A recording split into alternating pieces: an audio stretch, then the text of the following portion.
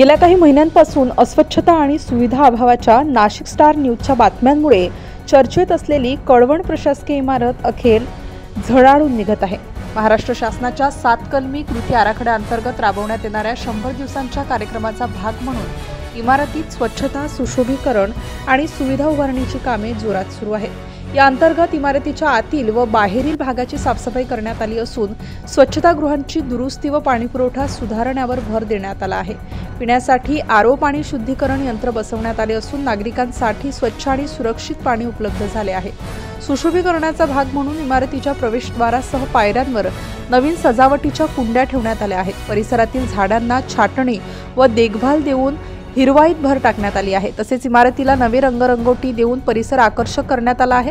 प्रांताधिकारी कार्यालय सह तहसील, पंचायत समिती, पोलीस, कृषी आणि इतर शासकीय कार्यालये एकाच इमारतीत असल्याने येथे नागरिकांची मोठी वर्दळ असते।